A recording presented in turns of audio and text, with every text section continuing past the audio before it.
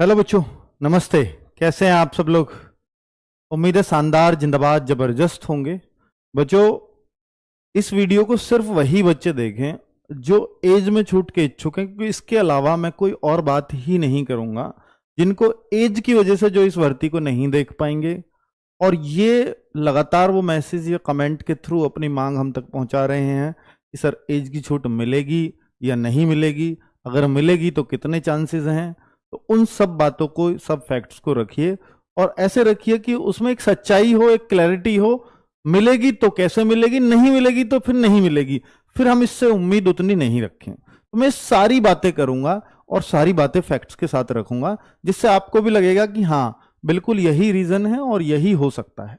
तो वो सारी संभावनाओं पर बात करूंगा। बाकी और जो बच्चे हैं जो एज की छूट जिनको नहीं चाहिए, जो इस भर्ती को देख पाएंगे बहुत ही आराम से, वो इस वीडियो को ना देखें, उनके काम की ही ये वीडियो नहीं है। ठीक है, तो मैं इन 3 भर्तियों के बारे में विशेषकर बात करूंगा, यूपीएसआई, पीएससी और जेल वार्डर, क्योंकि ये तीनों में अभी कोई कोरोना के बाद इन तीनों भर्तियों में कोई छूट नहीं मिली है। यूपीएसआई आ चुकी है 2021 में, कोरोना के बाद, लॉकडाउन के बाद पहली बार यूपीएसआई 2021 में आ चुकी है, लेकिन एज में छूट नहीं दी गई थी। पीएससी नहीं आई है, 2018 में ही आई थी ये सिविल पुलिस के साथ, लेकिन इसको पुलिस ही कह दिया जाता है। शायद ऐसा ना हो कि 60,000 में हमने मौका दे दिया था, उसको उधर ही कंसीडर कर दें। दूसरा ये हो सकता है कि जेल वार्डर, तो जेल वार्डर जो भर्ती है 2020-21 में ये चली है इसकी प्रक्रिया, तो ये भी जो भर्ती है ये 2019 की आई हुई थी लास्ट, उसके बाद कोई भर्ती नहीं आई, तो यानी फॉर्म तो 2019 में ही भर दिए गए थे। तो इनके बारे में मैं बात करने वाला हूं। तो भाई और कुछ नहीं बताऊंगा इस वीडियो में, सिर्फ एज की बात करूंगा। तो जो एज के इच्छुक है सिर्फ वही देखें, बाकी और किसी के कोई मतलब का नहीं। पेपर ऑनलाइन होगा, ऑफलाइन होगा, इस बात के लिए मैं शाम को 5 बजे वीडियो लेकर के आ रहा हूं, और 2 होंगे, प्री होगा, मेन होगा, उन सब बातों पे वहां चर्चा करूंगा। ठीक है, आज सिर्फ बातें एक ही। हिंदी कौन पढ़ाएगा, इंग्लिश कौन पढ़ाएगा, जीएस कौन पढ़ाएगा, बैच कौन सा, कुछ नहीं, सिर्फ ये चर्चा, ये पॉइंट्स हैं बस। अगर आपके काम के नहीं है तो आप प्लीज वीडियो से दूर चले जाएं। तो एज में, और अपना समय खराब ना करें क्योंकि अब समय कीमती है। एज में छूट की मांग जायज क्यों है? बच्चों, जायज का एक सबसे बड़ा पॉइंट है कि जितनी भी भारत में भर्ती चलती है, भारत के स्टेट्स में, स्टेट पुलिस की, और जितनी मुझे नॉलेज है उस हिसाब से यूपी पुलिस की एज सबसे कम है, और वो ये है 18 से 22 ओनली। इस बीच ही भर्ती देख पाएगा जो पूरे भारत में, मेरी नॉलेज के अनुसार पूरे भारत में किसी भी स्टेट पुलिस में सबसे कम है। इससे पहले इससे कम होती थी दिल्ली पुलिस में, 18 से 21, उन्होंने बढ़ा के 18 से 25 कर दिया था 2020 वाली भर्ती से। ठीक है, तो ये 18 से 22, और देखिए दिल्ली पुलिस तो फिर भी एक नियमित तौर पे आती रही है 3 साल 4 साल। सबसे ज्यादा अनियमितताएं इसमें रही हैं, कभी 5 साल में आएगी, कभी 4 साल में आएगी, कभी 3 साल में आ जाएगी, कभी अगले साल 2 साल बाद आ जाएगी, जैसे इस बार आ रही है 23 के बाद 25 में। तो इसकी अनियमितता बहुत है, कोई एक मतलब नियमित अंतराल नहीं रहा। पंजाब पुलिस की तरह हर बार हर साल आनी है, ऐसा नहीं है। ठीक है, तो इसके लिए, तो जब अनियमितता इतनी ज्यादा है तो आप ये सोच करके देखो कि कोई बच्चा आज 18 का नहीं हो रहा और 4 साल बाद भर्ती आए, जनरल कैटेगरी का, ईडब्ल्यूएस कैटेगरी का बच्चा है, तो बिना भर्ती देखे ही एक भर्ती पहले अंडर एज था और इस भर्ती में ओवर एज हो गया। तो ये बहुत बहुत बड़ा धक्का है उस बच्चे के लिए। ठीक है, तो एक तो जायज का ये सबसे बड़ा कारण है कि यही संशोधन होना चाहिए, कि ये एज में संशोधन हो प्लीज, कि जब आप नियमित तौर पे भर्ती नहीं देते हैं तो ये, इसके लिए हम लोगों को एक साथ होना चाहिए जो भी ऑनलाइन। अब मैं ये नहीं कहूंगा कि ये अभी हो जाएगा जैसे, पर अगर लड़ाई हो तो इस बात की हो कि ये पूरी नियमावली, क्योंकि हर बार क्यों लड़ना पड़े, एज में संशोधन, एज की छूट दीजिए, हर बार क्यों लड़ना पड़े। ये नियमावली ही अगर संशोधित हो जाए, क्योंकि सबसे कम क्यों रखते हो आप? क्या यहां हर साल भर्ती आती है तो सही है 18 से 22, भाई जीडी की हर साल भर्ती आ रही है सेंट्रल गवर्नमेंट में, युवा ही चाहिए तो जीडी में भी सबसे ज्यादा युवा की मांग होती है, 18 से 23 होती है और हर साल भर्ती आती, कोई आपत्ति नहीं है।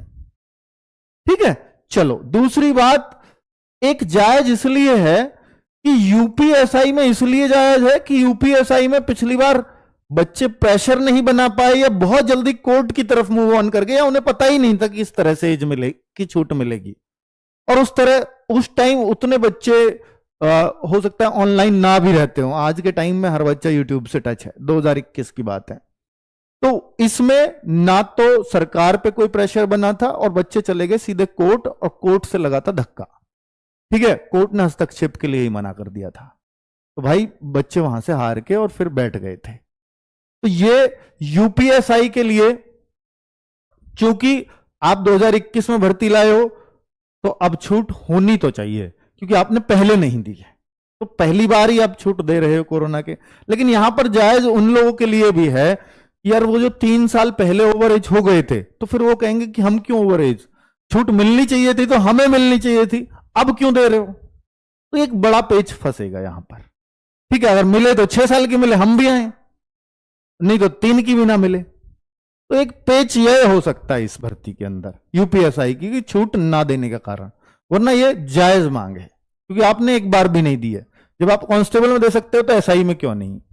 पीएससी, पीएससी की इसलिए कि अगर आप इस भर्ती को अलग ही मानते हो कि भाई पहले ये एक साथ आती थी, नहीं मांगते, कोई दिक्कत नहीं है, लेकिन अब ये अलग आई है भर्ती, और पीएससी को आप कहते भी सिविल पुलिस से अलग हो, क्योंकि पीएससी वाले बच्चे सिविल पुलिस में नहीं जाते हैं, तो ये भर्ती पूरी तरह से अलग है। जेल वार्डर आप अलग निकाल ही रहे हो, तो जेल वार्डर की तो भर्ती ही पहले भी अलग आई है और हमेशा से अलग होती रही है। तो 2019 में पहले आई थी, तो ये उसके बाद अभी आ रही है, तो ये तो बिल्कुल ही जायज हो जाना चाहिए।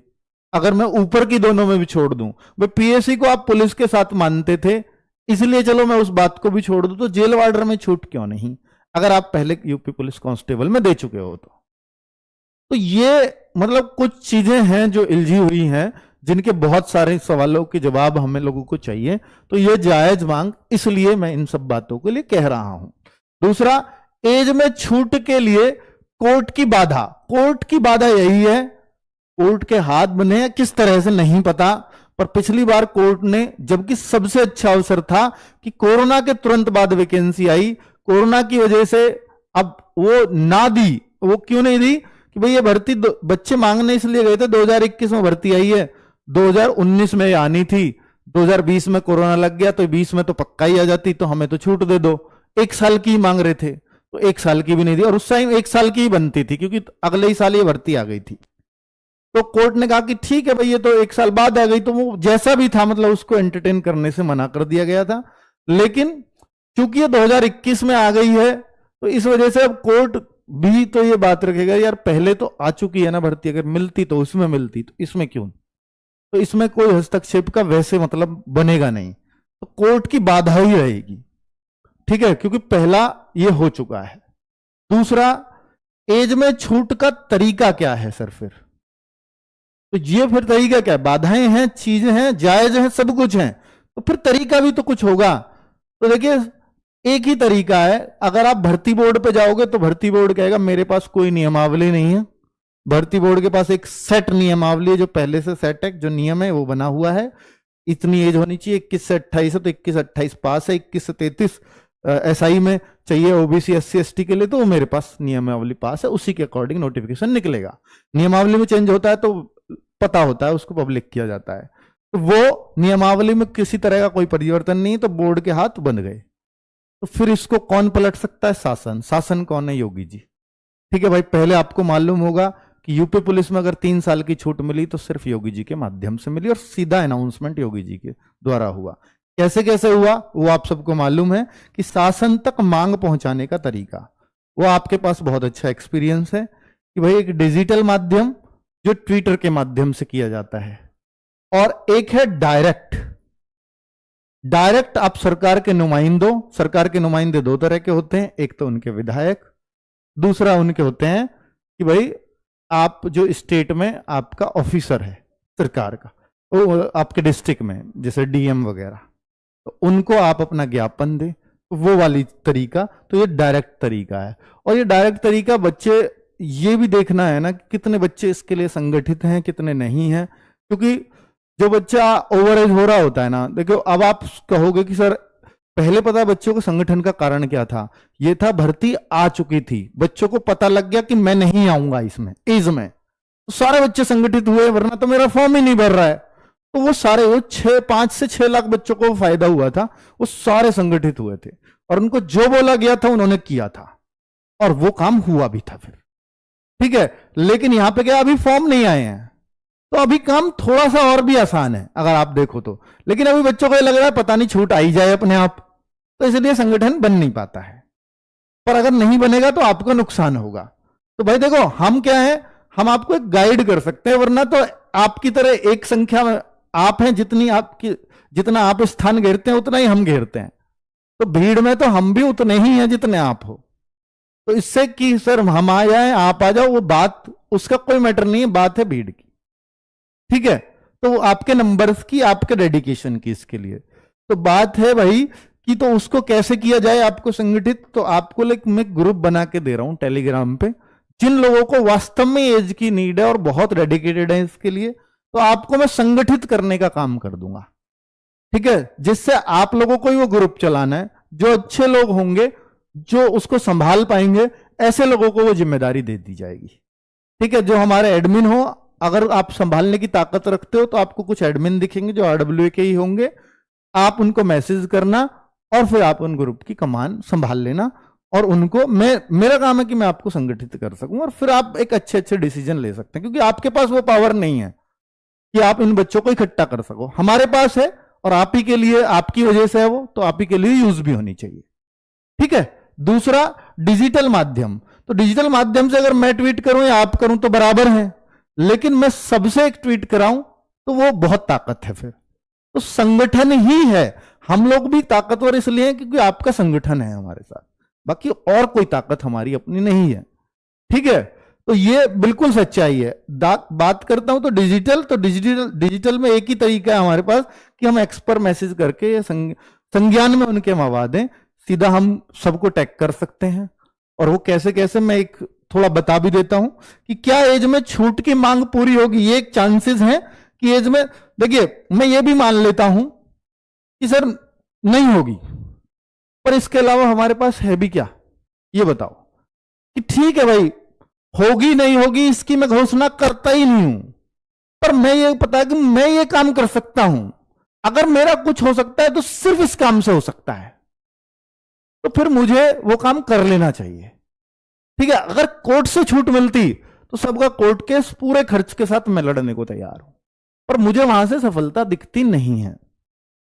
ठीक है, और अगर आपको लगता है कि नहीं वहां से सफलता मिलेगी तो मैं चला जाऊंगा कोर्ट में, मतलब आप लीड कर लेना, उसके लिए जो खर्च पानी लगे वो मैं देने को तैयार हूं। ठीक है भाई, इतना मैं आपके लिए कर दूंगा। चलो, अगर आपको लगता है कि सर कोर्ट से हो जाएगी मांग पूरी, ये तो आपको बता दिया कि ग्रुप के माध्यम से कुछ भी सूचना है कि भाई हाँ MP MLA को आपको लेटर देना है, DM को आपको अपने स्टेट्स के को, ताकि वो CM तक हमारी बात पहुंचा पाए कि इसमें भी छूट इसलिए चाहिए, तो वो पूरा एक प्रॉपर डिमांड लेटर आप बना करके ज्ञापन के रूप में और वो दे सकते हो।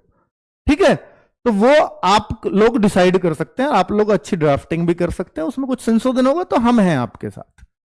दूसरा, ये एक स्वच्छ और साफ सुथरे तरीके हैं ये इस चीज को उठाने के। दूसरा भाई कि कांस्टेबल एंड UPSI दोनों की ही बातें हैं, और इसमें हम एक 29 मार्च को ये कर सकते हैं। ठीक है, अगर सभी लोग तैयार हो तो भाई मैंने एक डेट, मुझे एक टाइम देना ही है, नहीं दूंगा तो फिर एक और वीडियो करना पड़ेगा।